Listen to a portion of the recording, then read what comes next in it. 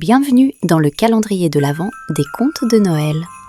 Une histoire par jour pour les petits et les grands, présenté par Ampa Édition. Installez-vous confortablement. Bonne écoute. Il existe un monde que l'on oublie trop souvent, le monde d'en dessous. Alors que là-haut, le vent siffle et que la neige danse, sous la croûte gelée, tout n'est que silence et lenteur. C'est un royaume secret qui sent la terre humide et les racines entrelacées.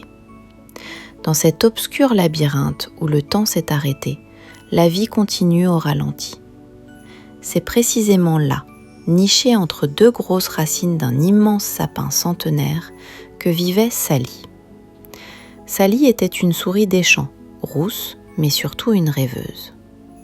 Contrairement à ses sœurs qui dormaient, Sally aimait parcourir les galeries silencieuses non pas pour chasser, mais pour trouver de la beauté là où les autres ne voyaient que de l'obscurité. Ce mois de décembre, une agitation inhabituelle troubla la paix souterraine. Boum, boum, faisaient les pas lourds. Dring, dring, chantaient des sons joyeux qu'elle ne connaissait pas. Piquée par la curiosité, Sally se glissa vers un trou d'aération discret. L'air glacé lui picota les moustaches, mais ce qu'elle vit lui coupa le souffle. Le monde du dehors brillait. Le grand sapin, son protecteur, était méconnaissable. Il était couvert de serpents de lumière dorée et des boules rouges, bleues et argentées pendaient aux branches. C'était éblouissant. Mais en redescendant, Sally sentit son cœur se serrer. « C'est injuste », murmura-t-elle. « Pourquoi toute la beauté est-elle réservée à ceux d'en haut ?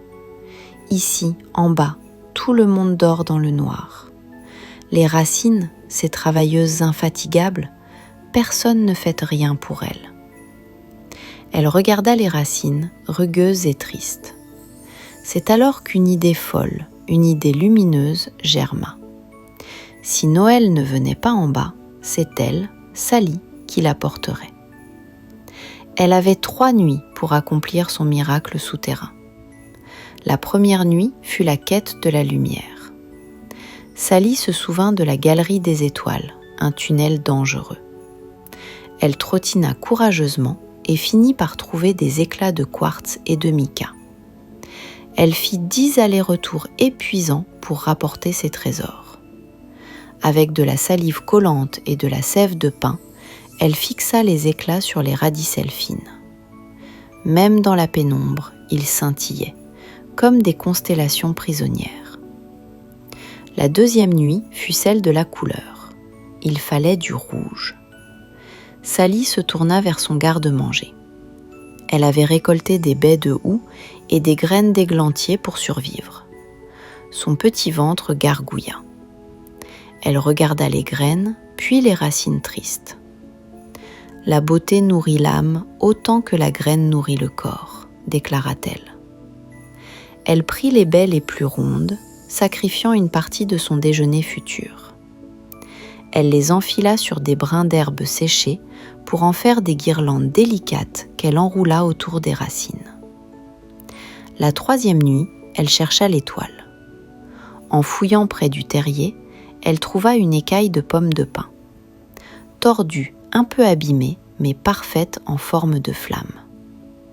Elle la nettoya et la fixa au point le plus haut de son arbre inversé. Son œuvre était terminée.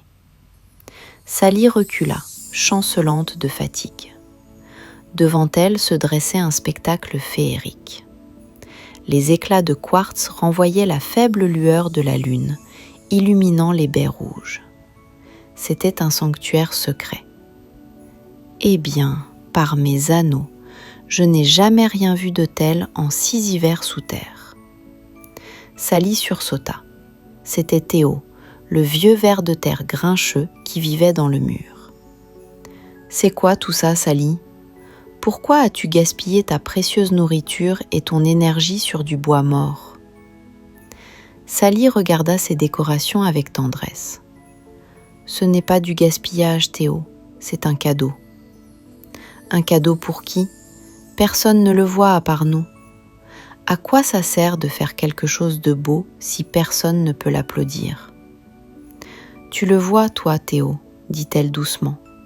Et moi, je le vois. Elle posa sa patte sur le bois rugueux, fermant les yeux. Là-haut, on décore l'arbre pour l'apparat. Mais ici je l'ai décoré pour le remercier. J'ai mis de la joie dans ses pieds, là où personne ne regarde jamais. Je crois que la joie, c'est comme la sève ou la chaleur.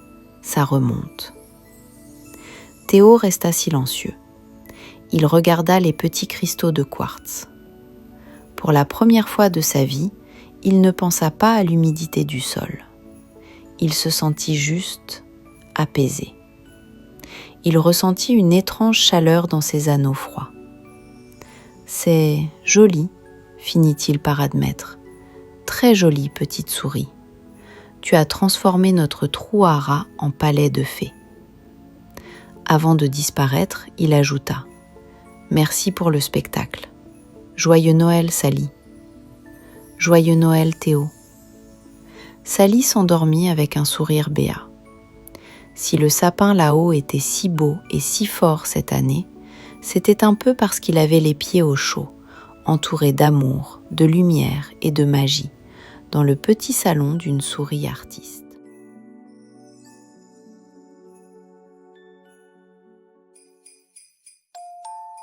Ce conte est maintenant terminé.